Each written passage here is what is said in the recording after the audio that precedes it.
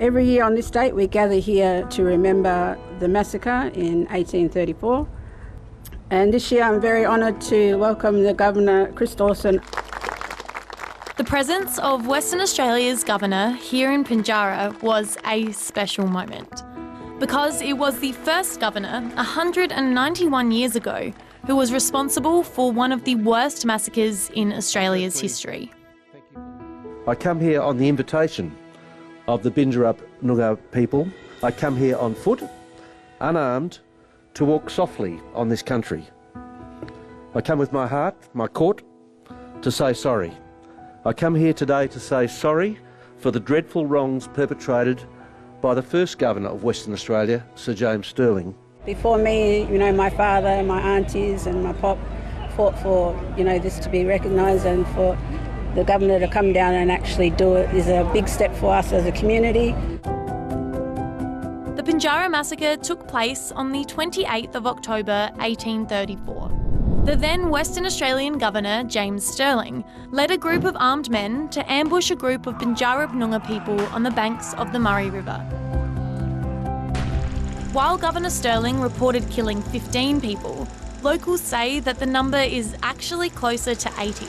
You might not have heard of the Pinjarra Massacre before because it hasn't always been taught in schools. And neither have the many other violent conflicts between Australia's First Nations and European settlers, which are part of what we sometimes call the frontier wars, or more broadly, frontier violence.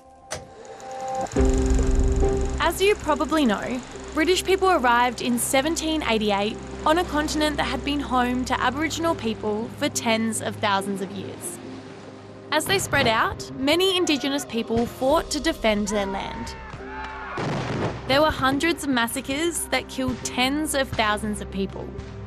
Like here, in Victoria, at a place known as the Convincing Ground, where British whalers fought and killed many Gunditjmara people. And this waterhole near Geraldton in WA, called Woolong or Binu Springs, was the site of a massacre in 1854. They came from all sides, that side, and made like a killing ground, really.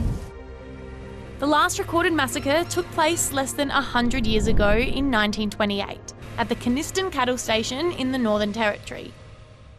The exact details of these killings weren't always recorded, so it's hard to know exactly how many people died.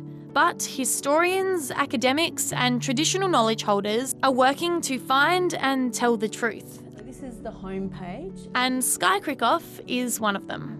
The Frontier Timeline is a really useful page on this website to demonstrate that as the Europeans start invading Aboriginal people's country, wherever they start occupying land, the violence erupts. So as you can see with the dots that are appearing, the spread of Europeans equates to the spread of violence. Sky and a team at the University of Adelaide have created an interactive resource that shows the frontier violence that occurred in South Australia and the long-lasting impacts or legacy of those conflicts.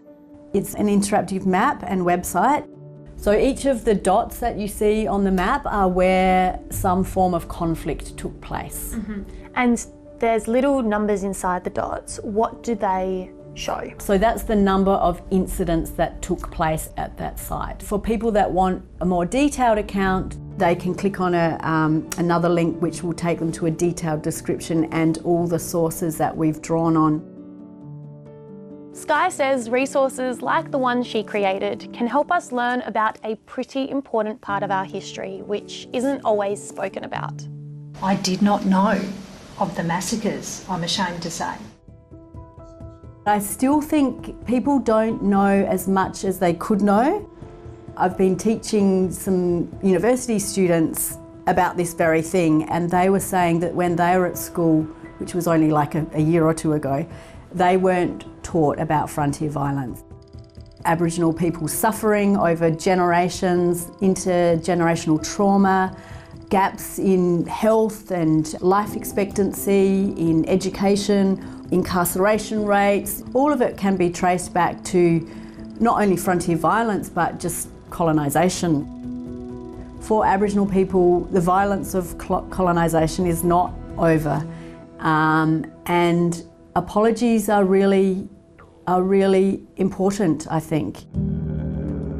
For many, it's not just a way of acknowledging conflicts that took place here, but it's also an important step for healing and reconciliation. To me, it's a giant step. It's so significant that, I'm still trying to process it.